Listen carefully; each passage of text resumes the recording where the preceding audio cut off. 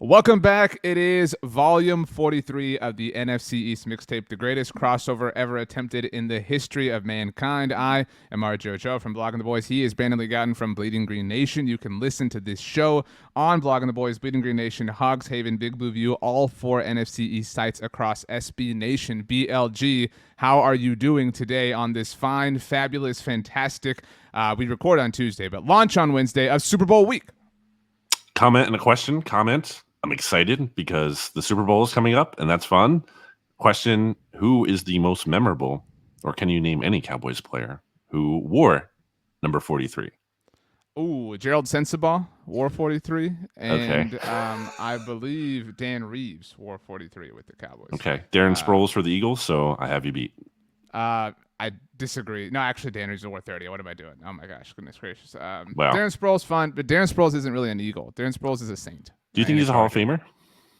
No, not everybody we like is a Hall of Famer. He's like fifth all time, I think, in all-purpose yards. Nobody cares.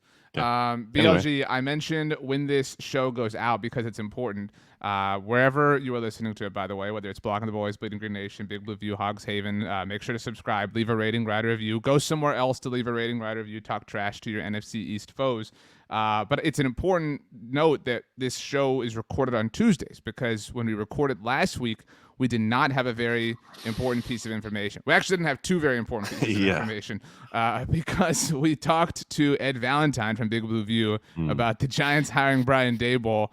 And then a few hours later, all hell broke loose with regards to the process behind that. So that is a story that is still seemingly being told. We'll see what happens with the Giants. They do have a new defensive coordinator who we'll get to in a little bit. But one day after we last spoke, BLG, a new team was born. We got a new team in the NFC East.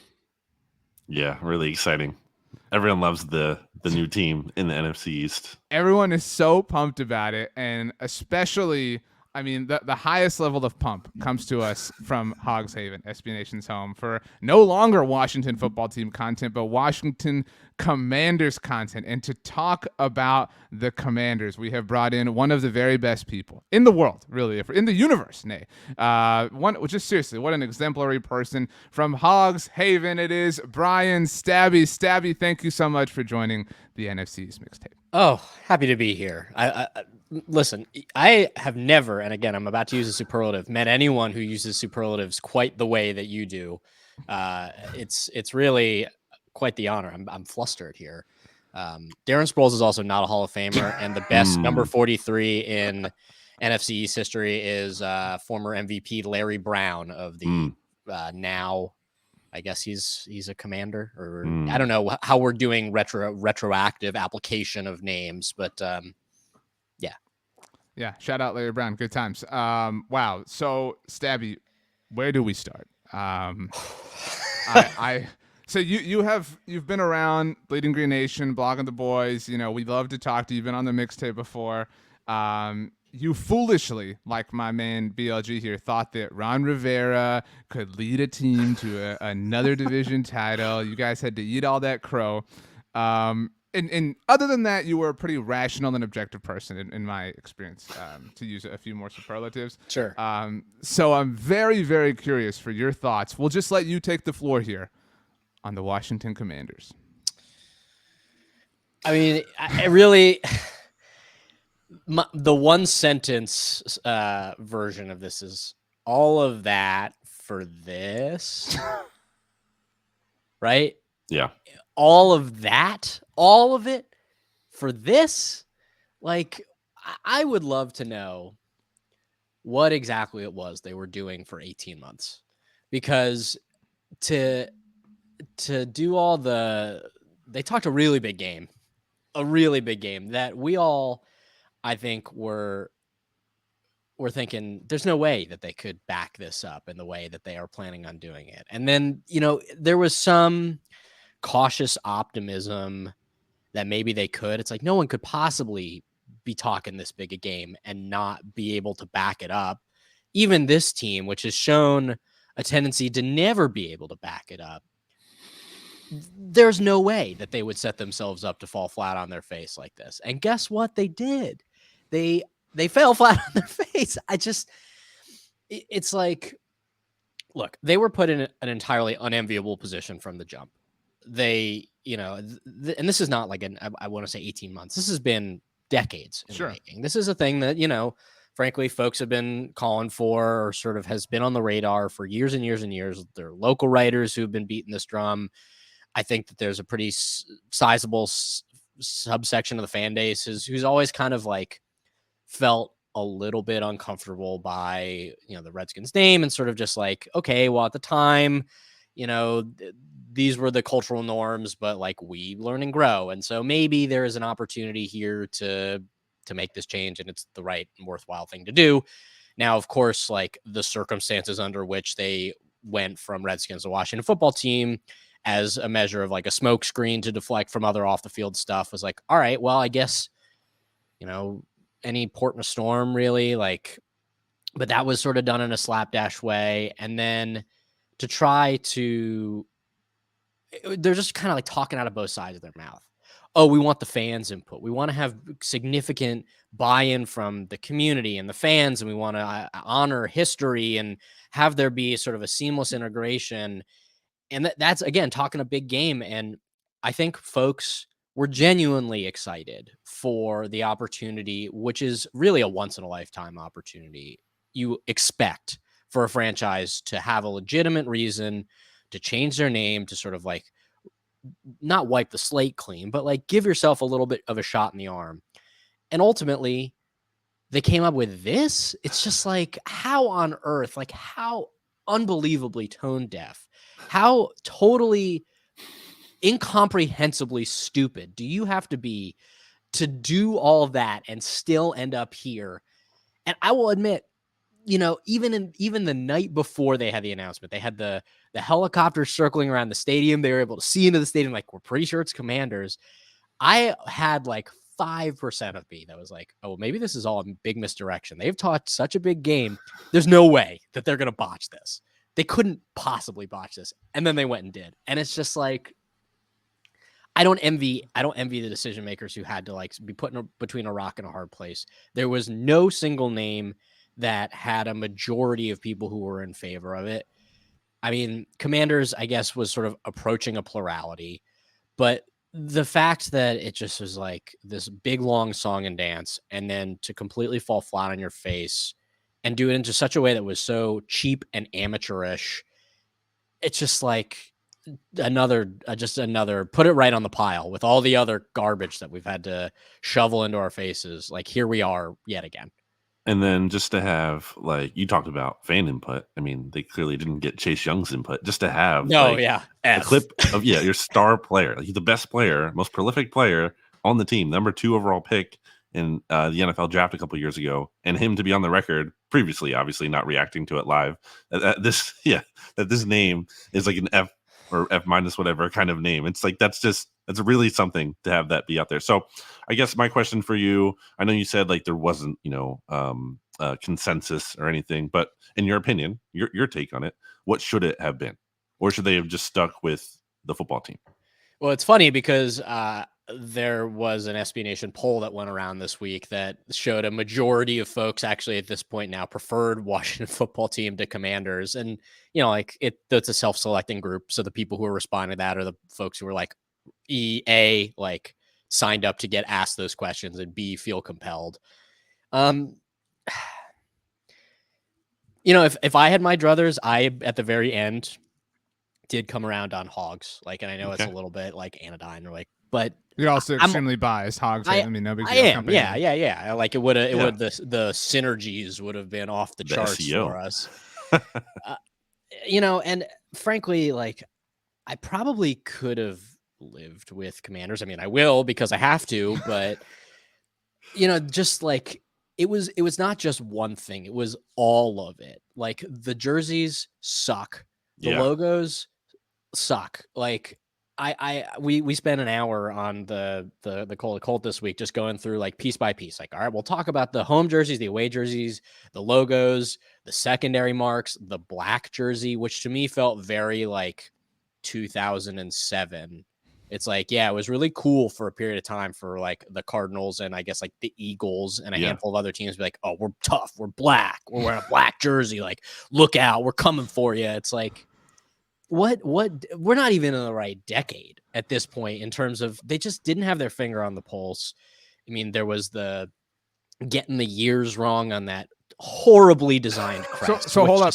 How do you feel about that? And to be clear, in case anybody doesn't know, this I actually kind of like this element, the like crest or emblem, whatever you want to call it. I think that's cool. But at the bottom, it's got all 5 world championship years, the first 2 of which predate the Super Bowl era, but the final 3 years are all the Super Bowl years, and they used the year that the Super Bowl was literally won in. So it'd be like referring to the 2022 Rams or Bengals, which nobody does. Are you willing to die on the literalness of this, or do you think it's stupid? I mean, I also conceptually like that idea, right? I think it sort of rings to me of there's some amount of like a soccerish element to it, which like I know some people are gonna be like, well, that's not us. It's like, well, you know, it's kind of a cool thing, generally speaking, but like the design itself does not read. It's like EST 19, and then like on the other side 32, and then like also here's our new logo, and here's our new name, and also we've got some years on here. They may be right, they may be wrong, and then even the deflection after that was like, well, we were just going by the record books, and it's like, okay, well, pull open the record books and see what they say. Pull open. You said the word ring. Pull open the rings. The rings have the other. It's years on the them. ring. It's on their ring. Like one of the years that they have on there, the Cowboys won the Super Bowl. That right, is baby. Embarrassing. It's embarrassing. I have this really awful this Redskins jacket in my closet, and maybe next time I'll pull it out for you. I've tried to sell it on eBay, and like people won't even buy it. It's like this monstrosity. It's one of those ones that has all the Super Bowl years and patches on the shoulders. I think I got it at like a flea market or it was just kind of like, oh yeah, all right, for $10. And it's like, all right, what do I got to do with that jacket in order to align with this stupid new like logo that we have here? It's just, it really felt like there was an opportunity that was completely fumbled, just fell flat on their face. It was amateurish. It was just like, and really, frankly, when I think about over the course of the last year and a half, we've seen a lot of really interesting and creative and sort of like folks have put some brain power into this. And some of the stuff that I've seen posted on Reddit and on Twitter and on Hogs and like, they're cool. Like these are folks who are just like, I feel compelled enough about this team that I want to say like, all right, well, this is what I would do. And some of it's looked really, really good. Almost all of it looked far better than what they came up with. And it's just like, oh, well, Tanya Snyder was involved. She was very hands-on. It's like, well, maybe she shouldn't have been. Maybe you should have gone and got some freaking professionals to do some professional work, or do what you said you were going to do and get your fan input, because no one's really happy about this, right? So there isn't that tie to the community that they said that they wanted. Like I understand that like Ron Rivera was making a big push for like the military adjacent thing because of his upbringing. Coaches are temporary, like names are forever. Yeah, that is so dumb, but just like it feels very, and this isn't an original thought, but it feels very much like oh, well, we have a movie, it's about the NFL, but we couldn't get the rights to the name, so like we're gonna call them Commanders. It's like very much of a Madden create a team, just like everything about it feels so amateurish that it's just like, should we have expected more? Probably not. But at the same time, and look, people will probably get over it. But in the moment, it's just like there was this hope and there was this optimism and just this idea that something could have been good and different and cool and fun. And like we could move on in like a good way. And none of that has happened. Well, that's kind of like the mode of a Washington fan though, right? Like that's the thing with the team, in addition to the off the field thing. It's like we know that they're probably going to mess it up because Daniel Snyder is here and there's all these like influences that they're going to have to overcome. We can hope they overcome that, but when it doesn't happen, we're not going to be shocked. But it is still disappointing, and you're not going to just like okay, it's fine, we'll go with it. No, like you're going to point it out. So yeah, that's pretty disappointing. I wanted to point out that yes, when it comes to the jerseys, like black isn't even a color of this team from what I get. Like, I'm looking at the logo. I don't see black in here. Like, I know the Eagles aren't like super heavy on black in their logo, but there is some, at least a little bit. It just doesn't even make sense to me. All of it is very on brand. I feel like, badly for your team.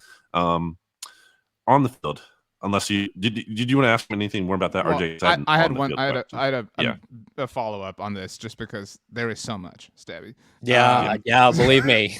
So I say this for the podcast audience that can't see it, wearing my San Antonio Commanders half zip. So representing literally an AAF team. Like Stabby's saying, it doesn't feel like an NFL team. Feels like it literally was like a sub NFL league team name. But on that note, I did appreciate, like, from an objective standpoint, the whatever the video was, Stabby, that they released like a month ago, that was kind of the like look behind the scenes of the process of it all. And I appreciate the transparency of saying, look, a lot of these have trademarks, and this is a massive undertaking. It's not just this like, Red Wolves sounds cool, so let's do that. But you know what? You're an NFL team, so like buy it off. You know what I mean? Like buy, you have, if anybody in the world has the funds or the resources to do this, it's you. And so my question is kind of about the leadership behind this, and not really Ron Rivera, but Jason Wright, I recognize, inherited an extraordinarily difficult circumstance to turn around in a lot of different ways. I do feel like he has pretty much dropped the ball at every seismic moment over the last year. Yeah. I think back to, it's not that long ago, but the Sean Taylor retirement was an incredible botch job. Aside from the fact that it was also clearly this PR stunt to deflect from the defamatory things happening around the team. Again, that's one element of ickiness that it was, let alone the fact that it was also, from just how it was orchestrated standpoint, terribly done. I also think, I kind of liked this, but the night before they visited Dallas, as an example, I'm sure you remember, Stabby, he tweeted out a photo of like some yard in Washington where snowmen were peeing on the Cowboys logo, only to see Washington get blasted the very next day. And so he's the guy who comes out in all of the hype videos and stuff, and he's the one, I think, spoon feeding the, like, what the front man would in the movie you're talking about. Like, this is sick, guys. Like, Commander Nation, let's go. And he's the one that I like, who speaks and I laugh, because his things sound the most pokey to me. Is my read wrong? Am I a hater? Like, what is the temperature on Jason Wright?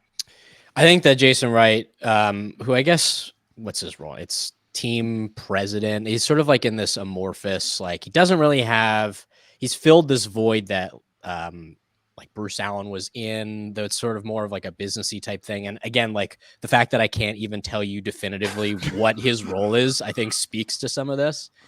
I think he's lost a ton of credibility over the course of this process, and really over the course of the duration of his time in Washington. Folks, I think, wanted to see a fresh face who would be a little bit more transparent and receptive to fan feedback, because those are sort of the types of things, at least, that he's been pitched as being responsible for. And to his credit, early on, I think there was some amount of that where, he's sort of done the, like, we're learning, we're listening, we know we got it wrong, we're looking to try to be responsive. But they really made him the front facing figure in all of this. They did this, like, Making the Brand web series. He's sort of been the one that's out there and talking. And, I think there was a hope that there would be some amount of autonomy, and that, like, we could buy into someone who cares about this team and wants to do right by it. But really, it's become abundantly clear that if it ever wasn't, like, the fish rots from the head. He's a mouthpiece for Dan Snyder. He's going to go out there. He's going to be the face that says the stuff that Dan wants to say and hear. And so to go through all of that, at this point, I think that he suffers now from a humongous credibility gap. He was out there sort of saying, like, oh, well, there's going to be some misdirection. And then, like, well, the misdirection was actually, there was no misdirection. You look at some of those videos, right? Like, where they were trying to, like, tease some of the stuff, and you talk about, like, amateurish. The logos that ended up not being blurred in the version that got sent over to NBC Sports were the ones that they went with, that everybody was like, well, this is this isn't good. Like, hopefully this is like the option C that the designers put in there, hoping like, well, we have to fill out the sheet. So like they'll pick A or B. Like no one would ever pick C. And like, what did they do? They went and picked that one. It was very funny because like there was a lot of internet sleuthing in those videos where there was like a reflection of the logo up on the window that people were able to like enhance. And it ultimately ended up being the W logo that they picked. And everyone's like, oh man, that sucks. Like there's no way they'll go with that. Like that look, I think it looks like this. I think this is what they're going at, but there's no way. And then they did. It's just like, oh my gosh, how do you come back from all that? Then to like do it in the parking lot, like to announce it in the parking lot. Like that's what I was gonna say. Like, how do you feel about this? Like, this actually felt very like high school Friday morning pep rally ish. Yeah. To have like Letterman jacket. Like, why is Tanya Snyder wearing a Letterman jacket? Like, just remember when the world roasted the Houston Texans for wearing Letterman jackets, and they were like very good when that happened. You know what I mean? And so like this just feels, and now they're like having their players like like, are they gonna wear is that like a permanent thing? Like, are they wearing the jackets? Like, is this like, I don't know. I love you, Stabby, but man, I feel for you. Look, obviously I'm worked up about it. This is not the type of thing that is worthy of my time and energy being worked up about. Like, I'm gonna. But listen to Hogs Haven podcast. People. That's right. Yeah, I'm gonna blow my stack on this for a little bit, and then I'll just be like, well, whatever. I mean, by the time we had recorded our like emergency initial podcast on like Walking Third, I was like, well, maybe the W logo isn't that bad. Bargaining. Yeah, of course, that's at the stage I'm at. But like, and then. Again, Jason Wright, he's like, oh, well, guess what? We're also going to have a mascot and we're going to have a fight song yet to be determined. It's like, what were you doing for 18 months that we are at this point? It's amateur. It's totally amateur. I think you're selling high school pep clubs short for the amount of work that they put in and the effort that they put in with like the resource room. A high school team would have put up like something blocking the banner into the team store that couldn't be seen the day before if they really want it. It sucks. It's just a bummer. Like all of that for this, you know, like it's just a bummer. Bill, do you have one last one? Then I have one last thing. Yeah, fill in the blank for me here. Yeah. The Washington Commanders Week 1 starter for the 2022 NFL season is not a quarterback. To be is clear, not currently on this roster. Did I didn't say quarterback? No, the quarterback is not on this roster. You know what I mean. They're not okay. there. And why is it Jimmy G, by the way? God. Because that's like a perfectly square peg in a square hole that the Washington football team would do. I think like, you know, in the pantheon of players that it could be, there are already people who are deluding themselves in the idea that it could be Aaron Rodgers or Russell Wilson. And it's like, well, that's probably not going to happen, guys. And then there's the like, well, maybe it's Mitch Trubisky, which would be so like, what's the perfect balance? It's Jimmy G. The one thing I do think about that is like Ron Rivera now coming into year 3, like you got to put up or shut up in year 3. So I could see him pushing really hard to finally get some resources that are legitimate, that he can sort of prove himself and maintain some of that credibility from a football perspective. I could see them going and trying to do something really silly or like really, really ambitious, but ultimately like what is the move? It is a Jimmy G type. And like, do I think it'll be him? Maybe, maybe not. Of the options of guys who are like in the league right now, one probably makes the most sense. I don't know if they're going to go quarterback round 1. This is a kind of weak class and I'm not like a big tape eater, but again, talk about unenviable positions that they've put themselves in. I think the quarterback one is another one that is going to be a huge question mark going into this year. Looking forward to like the Jimmy G posters outside of FedEx. Oh yeah, he's a good looking man. I'll take, look, he's got that really angular jawline. Come on, those cheekbones. You could sell a lot of tickets with that. You said square peg and square hole. Like Jason Wright would overthink this, and they would be like, "Guys, no, the hole is W shaped, and the peg is a W, like that, because we're on brand." Like he would so overthink this. My last thing is really not important, but actually is super important. And, we all have different practices and, structures at every SB Nation site. Somebody does this, somebody does that, whatever. I have an issue with a Hogs Haven tweet, Stabby. I don't know if Wow. you saw this. Okay. As someone who does not control the Twitter, I will funnel this to the appropriate. Nope, you have to answer for it. I knew you didn't. Okay, yeah. But I knew this wasn't on your hands. I'll be the Jason Wright of the situation. We're listening. We're learning. What's the problem again? Go ahead. So, friend of Blogging the Boys, Patrick Walker, works for CBS Sports, tweeted out a story, and his tweet, I'm just going to read it verbatim, says, Micah Parsons isn't interested in jogging around or playing two-hand touch at the 2022 NFL Pro Bowl. The Cowboys' playoff exit still fresh on his mind. And then he had a quote from Micah who said, I'm going hard like Sean Taylor in that joint. They're going to be so mad. Obviously, Sean Taylor, one of the most famous plays in Pro Bowl history, something we all love. We can recognize he was awesome. The Hogs Haven Twitter account tweeted a screenshot of this and said, take his name out your mouth. So is it malpractice in the eyes of Commanders fans for anybody to compliment Sean Taylor? Or I know that the list is short, but any other Commanders greats? Like, what's going on here? What's going on is we're a bit of a cranky bunch right now, and I think you're just gonna see us lash out in some ways where the frustration is boiling over. Personally, all right. Well, as someone who wanted Washington to get Micah Parsons in the first place because it was very obvious to me that he was going to be a baller at that position, and he frankly has been. And the guy that we ended up getting has not yet proven himself to be quite as capable in Jamin Davis. I think that maybe there's some amount of well, damn it, we didn't get this guy.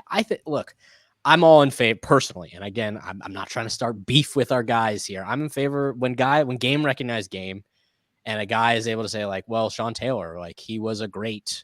Even though, was Micah Parsons in middle school when he was playing? I don't know that he remembered. Of course, everyone's seen Sean Taylor lay out Brian Moorman in that Pro Bowl in what is probably one of two enduring Washington Commander football team, Redskin adjacent memories from this century. Look, if people want to show Sean Taylor props, good on him. As for the state of the fan base, there's a lot of ranting and raving going on right now. We're not in a great headspace. You just got to cut us a little bit of slack, guys. We know anything you could say, we already know it. Anything you're feeling, we already feel it. So it's going to take us a little bit of time to sort of process and digest. There's just a lot going on. Okay. That's I think where we're at. He is Bryan Stabbe of Hogs Haven. You can listen to him on the Hogs Haven Podcast Network. Always a pleasure, Stabbe. Could we ask for one last thing before you leave? Sure. And that is just a vigorous, rendition of the new slogan that Washington stole from San Antonio, take command. Could you just give us a full authoritative take command on behalf of the Washington Commanders? Take command? That's where it's at. That's coming from the pit of my stomach. We're taking command.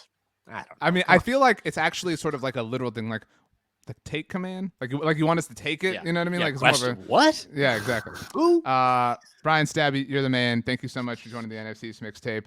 BLG was talking trash about you before you joined, just so you're fully aware. I wouldn't expect anything else. Thanks a lot, Stabbe. We'll talk to you soon enough. Appreciate it. See you, gents. Awesome conversation with Bryan Stabbe from Hogs Haven.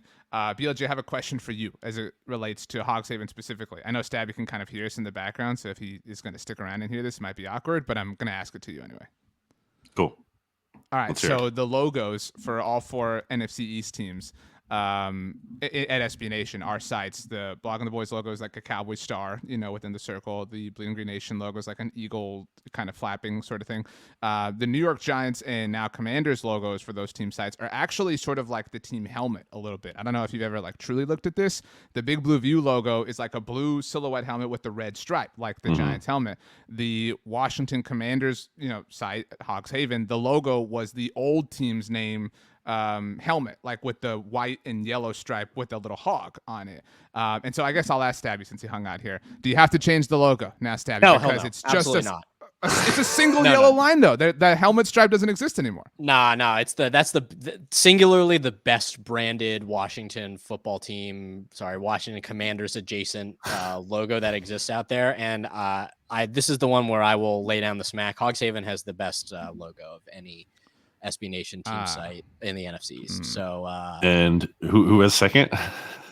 Bleeding Green Nation has a pretty good look. You know, it's been great talking to you. We'll see you. Yeah, all right. See you later. All right, later. Anyway, wow. So Commanders, it is BLG. Have you enjoyed life with the Commanders in the division over the last week? No, definitely not. I mean, my life has been fine, but that has not added anything to my life. I think Washington football team, they should have just stuck with it. I mean, it was fine. It wasn't like offensive. It wasn't bad, right? I wasn't hate the take. Like, I know you're not saying it this way, and I know Stabbe wasn't either, but I hate when people speak a generality as if it's like an original point. You know what I mean? So somebody, like, I'm sure you've seen somebody say or heard somebody say in the last week, like, you know, I don't know if it's just me, but I really liked Washington football team. No, it's literally everyone. Like, it's not just you. Like, everybody feels that way. People will do that. You know what I mean? Like, people will say something. Well, I wasn't doing that, to be clear. I know you weren't. I'm just, getting something off my chest. I literally said this isn't what you were doing or what Stabbe was doing. Yeah, but I don't know. You're kind of implying it is, or you're associating me with that, even if not intentionally. Wow. Oh, by the way, wait. While we're on the subject of the logos here, I should probably go get something. But if I do that, I'm gonna have to put off my headphones. So vamp for. So I have to buy time. Is that what you're saying? While you're gone, I can't hear you. I'm taking them off. Brandon is leaving the show mid recording. This has never happened before in the history of the NFC East Mixtape, and he's back. Right. That really wasn't that long. I thought you were going to be down for a while. Boom. I saw this on your Instagram. Yeah. At Brandon Gowton, by the way, you can follow. Only plugging yourself. Interesting. Well, I was trying to plug actually my friend Josh, who made this from at woodgrain_studio. So if you're looking for any of these kind of, and also if you're listening to the audio version, you're not getting to see me holding a wood plaque of the Bleeding Green Nation logo. But if you want some work like this and you're in the Philadelphia area, you can get it by reaching out to them. So it's a little plug because it was a nice gift. Once again, I'll be honest, the best logo. It's a beautiful gift, but objectively speaking, what I don't like about the Bleeding Green Nation logo is that the wings go past the circle. It's not perfectly round. But that's cool though. No, it's not. How is that not cool? How's it ruin it? All perfectly. Name another SB Nation logo like that. Okay, Hogs Haven. Literally, look at it. The cheeks of like the hog go outside of the circle like that. No. I'm talking the outer you're, like, circle. Breaking the. There's other ones like that. There's absolutely other ones like that. And if there isn't, then fine. We're unique. Deal with it. Field goals. I looked up field goals. Theirs goes the Seahawks. Theirs is very similar. That's why. Like, you have a very similar logo. You're not even unique. So congratulations on highlighting that. So your first problem with it wasn't unique, or it was too unique, and then now it's not unique enough. I also wanted to say while we were transitioning subjects, because you said you had a good life the last week. Did you play any Nintendo Switch? We got a lot of comments about our. I didn't say a great life. I said I didn't have a terrible life. I did not play any of the Switch. I'm still not on it. Haven't gotten back. We got a lot of recommendations to get the new Pokemon. Yes. Got some invitations to play the new Mario Party, and was given some information that the old Mario Party that you have does have, I think, an update. Was that the comment that you can now play it online? Saw something to that effect. Yes. Thank you to the loyal listener who pointed that out. Yeah, got to get on that. We gotta coordinate more. We gotta organize it. We gotta figure out maybe a Mario Party night or something. We have to figure it out. I just saw, by the way, Stabbe in our chat right before he left gave us a ranking of the logos. In case anybody was curious, you asked him what was second. He knew what the answer was going to be. So he went Hogs Haven number 1, BGN 2, Blogging the Boys 3, and Big Blue View 4. Big Blue View is kind of vanilla, for being honest. It's just. I legitimately don't think any of them are like bad. That's not. Yeah, I agree with that. Like none of them are terrible. They are all pretty. And I'm not just saying I'm a company man. They're all great. No, he says wearing a Vox Media cap. By the way, that's what I mean for the podcast audience. That's what I mean. Wow. Didn't we? What are we gonna do that for? I remember I said we should rank all of the 32 SB Nation NFL team site logos. Are we doing that for the SB Nation NFL show? Are we going to do that here? Another podcast that people should subscribe to and leave a rating and write a review for. We are both company men. Off-season idea. Yeah, we'll get to like that. Deep but, off-season. Yeah. Let's talk about Big Blue View because there really is not a lot of Cowboys or Eagles news. That's what happens when you're not in the playoffs at this point anymore. Life sucks. But the New York Giants do have a bit of news. We touched on at the beginning of the show, BLG, the Brian Daboll, Brian Flores situation, the Brian Flores accusations against the New York Giants. We'll see again what develops of that. Nothing really new at this point in time to sort of shed light on, but something that is new with regards to Brian Daboll and his staff is that the Giants are hiring Wink Martindale, who we've talked a lot about on the NFC East Mixtape, to be their new defensive coordinator. Your thoughts? Did you ever look up how he got that nickname as Wink? I did not, but I did get a lot of game show references. Yeah, it was like because something of like it doesn't make any sense to me still. It was like a stretch. It's a stretch of a nickname for him to get that. But I think this is a pretty good hire for the Giants, especially considering that they lost, I thought, a defensive coordinator worth keeping in Patrick Graham. I think some of the Patrick Graham hype got like a little bit out of control to me, at least in some places. Like I don't get why he was like this already a head coaching candidate. I think the Giants defense has done some nice things, but they're like not in a juggernaut by any means. So to lose Patrick Graham and then to be able to arguably upgrade in Wink Martindale. I mean, you look at how the Ravens have ranked in like defensive DVOA and everything outside of 2021 when they had a lot of injuries at that position. Like even before the season, they had a lot of COVID issues during the season. It just really wasn't the Ravens' year. Like just a lot of factors working against them. Before that, though, they've been like top 10 in DVOA past 3 years. They obviously have an aggressive blitzing style that we all know about. So I think this is a pretty good hire, especially to go with a first-time head coach. Just another veteran. First-time offensive coach, to be specific, like to that point. I agree with you. Yeah. So I think it's a good hire for him. I'm not saying we're screwed. Like, that's not my point. You know what I mean? I'm not like, oh, God, the NFC East now runs through the Giants. That's not my point. But I will say this whole process has kind of been a bummer for a Cowboys fan and subsequently an Eagles fan in that the Giants are no longer incompetent. You know what I mean? Like you could bank on that for the football product might not be. The ownership might be. Well, yeah, sure. But like, as far as who they'll be, like, I no longer, again, I'm not saying like, oh man, the Cowboys or Eagles are getting swept by the Giants next season. The Commanders probably are, but so they're like Washington now. You're saying the Giants are like are at a Commanders level of like, they're not like a total, they're not a bottom 5 team.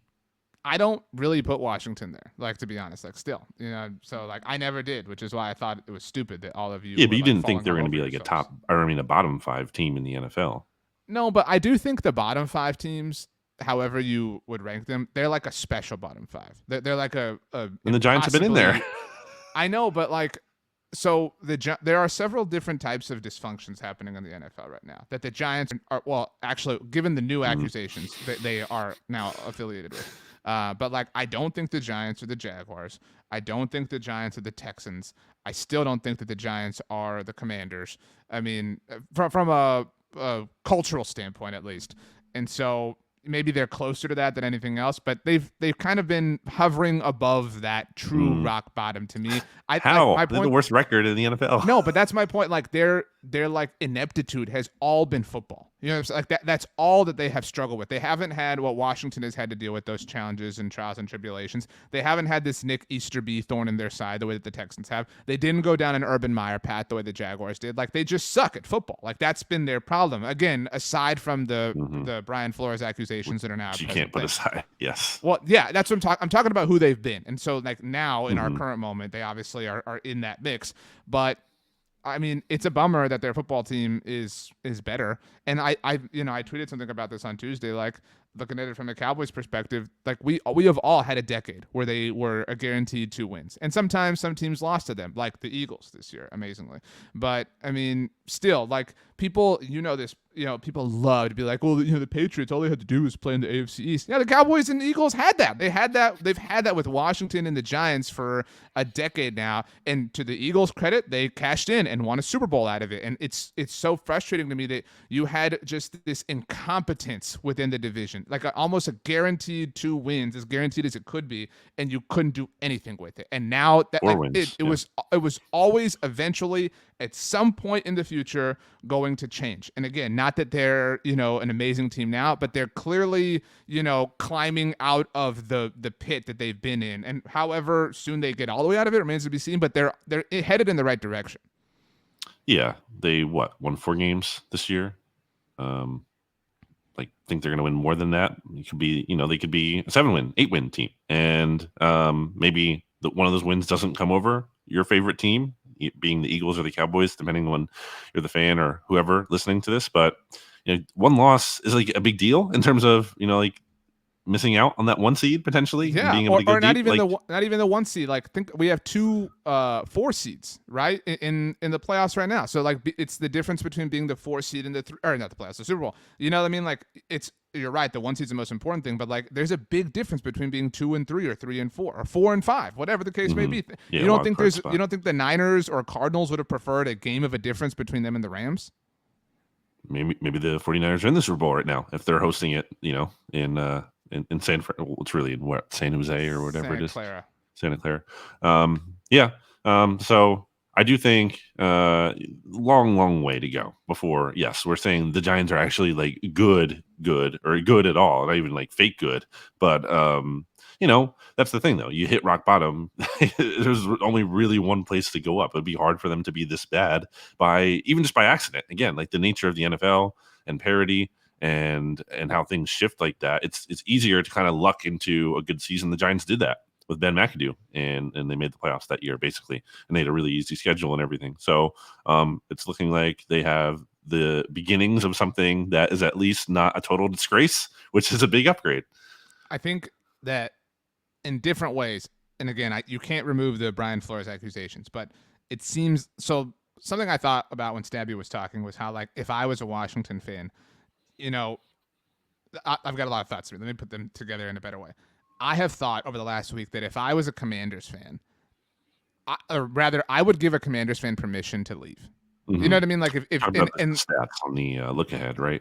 Well, and so, like, I'm not saying this is the most egregious thing that the organization has done, because it's not. But I understand if you've been a fan of that team your whole life, and you were like, okay, you know what, I'm going to give them this last shot to impress me, because again, the way Stabbe talked about, they were hyping it up and gassing it up and juicing it up, like, this is going to be awesome. And so to then let you down, like, it's the most clear, concise proof that you would ever have that it's never going to change. Right, like, and so, like, I get it. If you want to walk as a Washington Commanders fan, I think you have permission in the fan code of conduct, and so that's my take on that. And so what I mean, the differences between them and the Giants is, if you're a Giants fan, it's just been like this tread of dread. And we talked about this. If they were going to bring Joe Judge back, you're stuck in that. So you're like, well, we got to go through this whole song and dance this coming season just for you to fire him and us to begin to heal. And they did that. They began the healing soon. And all these things, like, again, like, I'm not saying Giants fans, get ready, you're going to be super proud of who this team is, but you are moving, like, the darkest part of the night is over. The sun is starting to rise. And that's hopeful if you're a fan. I think you have something to finally look forward to. I don't feel like that's the case for the Commanders. You can hang your hat on something, as we talk about here a lot. Our good friend Joe Judge, by the way, back in New England, as we're hearing today.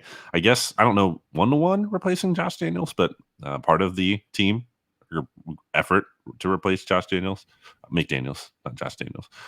So interesting, I guess, to see that. But yeah, I think the arrow should be pointing up on the Giants again, just because it would be hard to continue to point down. There wasn't really much room to go down to. So, good for them, I guess. Not really, but good for them, not good for us.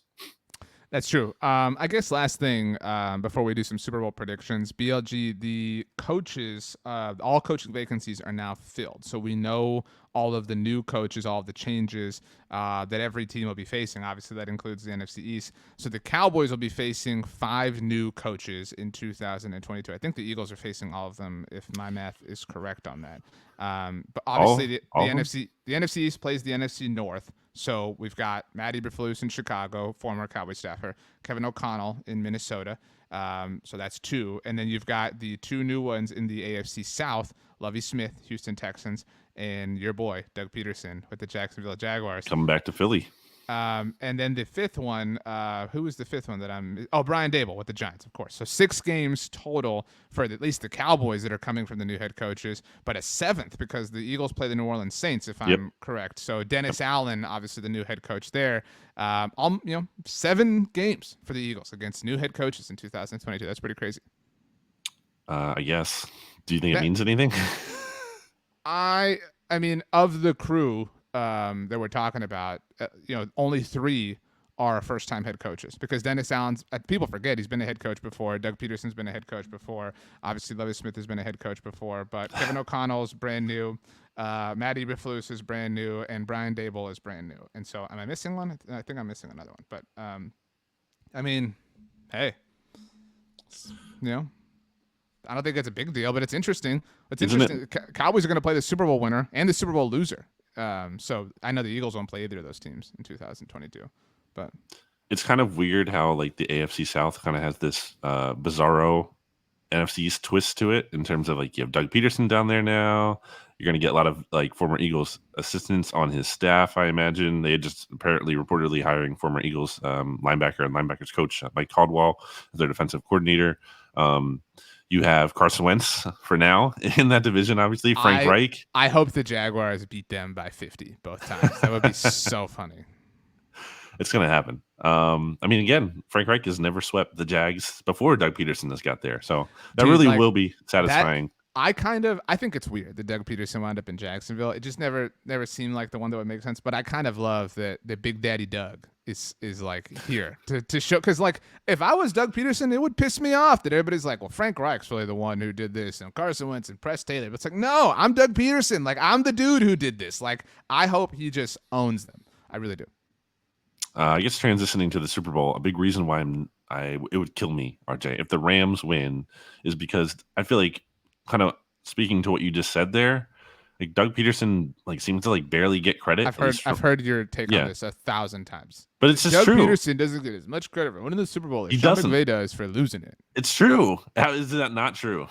It's true, but it's true for non-Doug Peterson Super Bowl winning coaches too. It's true for Mike McCarthy in that sense. You know what I mean? Like it's like the point you're making is that Sean McVay gets a lot of credit for doing relatively little so far. Not relatively little, but I mean for not doing things that other coaches have done. That's all I'm saying. Like that's the point. Sean McVay is and Patrick Mahomes is amazing. He's much more amazing at his job than Sean McVay is, but he gets the Patrick Mahomes treatment where it's like, oh my gosh, Sean McVay knows the players on the team. Whoa, wow, amazing. It's what you've talked about before. Like we're like people inventing reasons to be impressed by Sean McVay as opposed to just like there's obviously reasons to be impressed by him, and he's done a lot of good things. But like we have to somehow talk about how it's impressive. I hope he loses to his protege Zach Taylor so badly. I mean, because that would be like if they lose, if he's lost 2 Super Bowls, because like I mean, and if you lose to Bill Belichick, no shame in that. And I know the Eagles. No.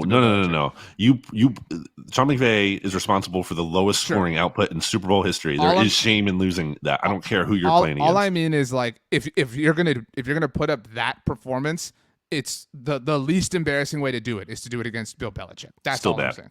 I'm saying. But if he loses to the Bengals.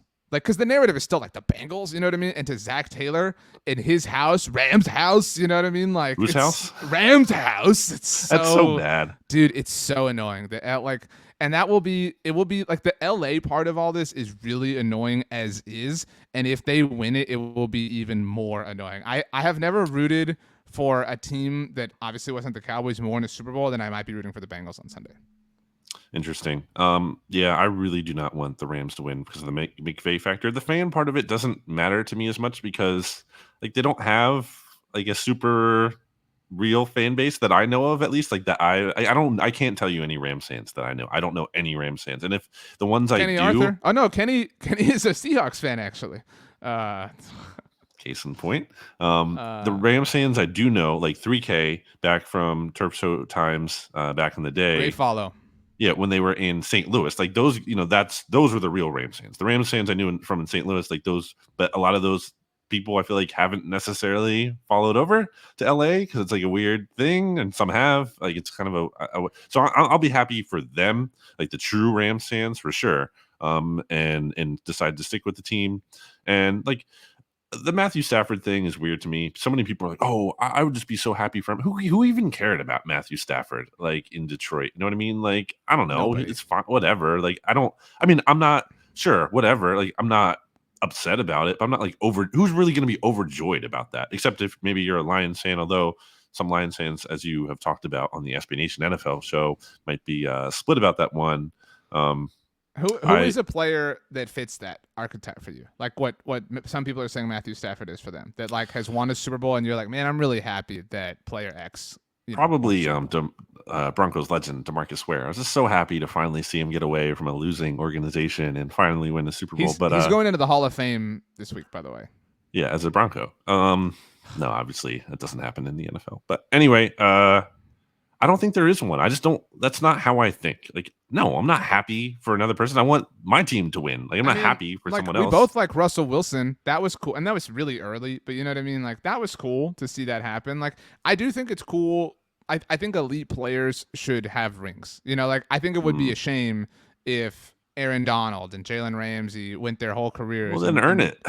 No, I know that. I mean, I'm not saying give it to them, but I'm saying like to me, I'm rooting more for that than I am Matthew Stafford. You know what I'm saying? Like, because they've put in a lot more, high level work than Matthew Stafford has. Like, Matthew Stafford's been the quarterback of the Lions. You know what I mean? Like, people act like he was so trapped. Like, the Lions are so again. The Lions, I talked about this with stats on the SB Nation NFL show. Go ahead. The Lions are bad, but if any one player had the influence to overcome that, it's the quarterback, and he had Calvin Johnson on his team. And look who the team that he's playing in the Super Bowl. Like, Joe Burrow did what Matthew Stafford couldn't do with the Bengals, or with the Lions. Like, Joe Burrow did elevate them beyond a team who had never won a road playoff game in franchise history, like, and a team who hadn't won a playoff game since 1991 or whatever, like 1988, whatever it was. Like, he did that. And that's not to say Stafford is trash, but like he could have been better. It wasn't like he did everything he possibly could have, and the Lions just simply let him down. Like that's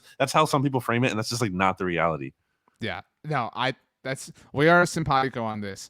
So good for us. We feel the same way. Wow. Who are you taking to win? So this. In the divisional round, I took the Titans, the Packers, the Bucks, and the Bills, which did not work out. And then like all my mentions were like, "Ooh, LOL, you went for 4." And so strategically, I took the Chiefs and the Niners in the title game because this was the matchup I wanted to see. So I'm still like, I haven't decided. Like, do I want to adhere to the vibes that have been working? Like, do I pick the team I want to see lose, or do I just go all out and pick the team I want to see win? I've decided in this moment. In case anyone is unaware, last year, our panel of experts at SB Nation, we all picked who we thought was going to win the Super Bowl. And BLG did try to put the reverse jinx on the Buccaneers, which is why he picked them. I was still right. And it blew up in your face. I picked the Buccaneers in earnest. I was the only person who legitimately, truly, actually picked the Buccaneers, but we were the only two who had them slotted on our list. So you know what? I'm going by that methodology. I'm picking the Bengals. Taking them to win. Wow. Let's go. Let's party. I am taking the Rams because I'm sticking with I don't want them to win. And at least if they do, I'll be right about it. Wow. It'd be pretty bad. Like, I'm not devastated. Like, obviously, I'm trying to think about devastating non-NFC East. Because obviously the Giants was terrible twice. That was horrible. I can vividly remember being on Bleeding Green Nation and in the BGN Super Bowl thread, and all these freaking Giants fans coming on into the comments after the game and just shoving it right in our faces. And it was like the worst thing. Like, I hate this. And especially because of the gaslighting nature. It wasn't even like the Giants were obviously so awesome that it was like they deserved this, and it was just like indisputable. It was like Eli did it again. Yeah, it was like they suck and they just happened to win. This isn't like some really deserved thing. Like, you were the best team at the end of the day, and I can respect this. Like the Eagles Super Bowl almost maybe in a way that was annoying to, or like the Eagles Super Bowl. They were the best team in the NFL that year. Like they were, like they just, or at least one of the top two. Like it was not a fluke. I mean, Nick Foles got hot, yeah, but like he can do that. He can get hot. It wasn't like he never got hot. It was a at any fluke point. in a unique way. It was a fluke. Like he got hot. He's had hot moments before in his career though. It's not like he totally sucked. Your point is we're not upset with either team that wins this. That's your point. Like what, NFC East wise, there's nothing. Actually, I will say Commanders fans are probably dreading the Rams winning, because then it's the like, look at the 2013 Washington staff that had Sean McVay and Kyle Shanahan and Mike McDaniel, and like like that has to get really old. How many Super Bowls have those coaches won? Well, it would be one if Sean McVay won it. Yeah, is the point. So 0 right now. Like everyone talks about, like it's like the most amazing feat somehow in NFL history. I did want to bring one last thing up before we leave, because I don't think stats will let me on the look ahead on the SB Nation NFL show. This was going around NFL Reddit, the NFL subreddit, on Monday. So there are 6 NFL teams, BLG, that don't use their primary logo on their helmet. Like as an example, the Cowboy star is on their helmet. So the Eagles are one of the 6 because the logo of the bird is not what's actually on their helmet. So there's 6 who don't use their primary logo on their helmet. Super Bowl 56 will be the first time 2 of them will face off in the Super Bowl. The 6 teams, in case you're wondering, the Bengals, the logo, I've been on record about this, sucks. The B, not what's on their helmet. The Browns, the Jets, it's a unique situation. The Rams, the Eagles, and the Vikings. First time that 2 of these teams are meeting in the Super Bowl. It's pretty cool. I think the Bengals have a good helmet. Big fan. I think they have an awesome helmet. They have an awesome logo, which is why it's stupid that they use a bee as their logo. Why is there not a tiger that is their logo? That's long been my contention. The helmet is awesome. I think it's great. I think it would be a nightmare to get signed if you're a fan. But I mean, it is the 50-yard line logo should be a tiger. Like the things they wear on caps and shirts and jackets should be a tiger. What's more is if you look at any team who uses letters as their logo, like the Rams logo is LA. The Kansas City logo is KC. The 49ers logo is SF. The Green Bay logo is the G. The Bears logo is the C. They are all the letters for the city that they play in. The Bengals are the only one who the letter is the letter of the first letter of the word that they are. The Bengals. Why is it a B instead of a C for Cincinnati? And it's not even like you can be like, well, there's another team in Ohio that also uses a C, because they don't. The Browns don't use a C. They don't have a logo. I think. To another point of the Bengals helmet, like to be able to pull off a helmet that's also like not symmetrical, I think that's a big thing. So many of them are, right?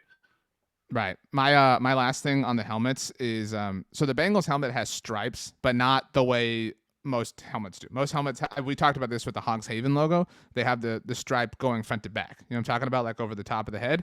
Yeah, symmetrical. Five of the last 6 Super Bowls have featured 2 helmets that did not have the stripe in the middle of their head. Think about that. So you've got Bengals, Rams. Neither has the stripe, again, on the middle. Super Bowl 55 last year had the Bucks and the Chiefs. Neither has any stripe of any kind. Super Bowl 53, the Patriots and the Rams. Again, the Rams, obviously, and the Patriots don't have any stripe. Super Bowl 52, the Eagles don't have a stripe. The Patriots don't have a stripe, as mentioned. And Super Bowl 51, the Patriots and the Falcons. No stripes of any kind. So if you got a stripe in the middle of your helmet, like, odds are you're not going to be in the Super Bowl. The only team that has been the 49ers as of late, and they lost. So you've cracked the code. Even if you look at the final 4 teams in the NFL this year, the 49ers were the only one who had the stripe down the middle. Do the Cowboys have a stripe on their helmet? What? Do the Cowboys have a stripe on their helmet? That's what I was about to say. So if you're the Cowboys, I guess Commanders, because they do have the new stripe, the Giants, the Lions, the Panthers kind of have a stripe. The Seahawks also kind of have a weird stripe. The Bills, the Packers, the Titans, the Raiders, the Colts, the Broncos, the Browns, and the Dolphins. If you're any one of those teams, like, you are SOL, baby. Tough. Maybe the Bengals break this curse. Like the ultimate stripe brings life to the stripes again. Maybe it's an inspiration that there should be less stripes and more uniquely designed helmets. And on that note, third helmet rule coming in, right? Because that was the cool part of the Washington reveal, is that it validated that the third helmet thing is happening. In case anyone's unaware, last year it was reported that starting in 2022, teams could wear an alternate helmet. They have not been able to, I believe, since 2013 was when this rule was instituted. Like when you see teams wear alternate uniforms, they're wearing the same helmet. Sometimes like the Packers just take the logo off, or the Bears take the logo off. It's so funny that like anytime this happens, like because I see this all the time. They're like, how is this team wearing this? It's like it's the same. Yeah, helmet. I don't know how people don't get that. Like it's so frustrating that people can't see it. The Cardinals. Everyone's dumb. No, that's what I'm trying to say. The Saints also have a stripe. I forgot them on the stripe teams. But so the Cowboys uniform, I'm assuming, is coming back, is the throwback helmets, the white one with the Thanksgiving, what people associate as the Thanksgiving Day uniforms. That's probably, like the dark blue kind of. Yeah, it's like it's navy and white. There's no silver. The pants are white too. The helmet is white as opposed to silver. So we're probably getting that on Thanksgiving this year. You think we're getting Kelly Green for the Eagles? They've talked about it for a while. I would hope so. Don't you think it's a good look? Like in terms of aesthetically? I like it, but if I'm being completely honest, these so the Cowboys throwback uniforms, and we'll definitely do a podcast about this in the summer too, or the off season. But like, if you're gonna wear those, wear them on Thanksgiving. That's it. Like, I don't, you know what I mean? Don't wear it on this random Monday night game or something. Like, it makes sense on Thanksgiving. So in that sense, the way I associate the Kelly Green uniforms is like, wear it for a home game at noon. Like, it needs to be in the daylight. You know what I mean? Like, I'm not accustomed to seeing those uniforms at nighttime. So, like, if you're going to do it the right way, I'm all for it. But don't just, like, do it, for a random Thursday night game or something. That isn't necessarily cool. What about, like, an Eagles-Cowboys Thanksgiving game throwback where you go head-to-head? I mean, the problem with that is, like, like, I don't know. So, like, if you're gonna do that, like if you're gonna wear, wouldn't be Thanksgiving, but if you're the Eagles and you're gonna wear that logo, the Kelly Green thing, then you got to change everything. Like, you got to change the midfield logo. You got to change the tarps on this. You know what I mean? Like, you can't be wearing the Kelly Green and then have all the ancillary things be the dark green. That doesn't make sense. So like, you got to fully commit to give us the full experience. So you got a full send. Yeah, exactly. It is what it is. But anything else we want to cover? Anything before we leave? We did this show with our new microphones, by the way. So if you thought it sounded good, on Twitter, Brandon Gowton at RJ Ochoa. No. Anything else? Oh my gosh, BLG, Ben Simmons just got traded. No, you're messing with me. I know. I thought I could get you excited. Wow. There's like a 1% chance. I thought you were being honest and sincere. Because I want it to be true, but it's not going to happen. That's it for this week's NFC East Mixtape. BLG, the last 7 words belong to you. Listen to the SB Nation NFL show. Later.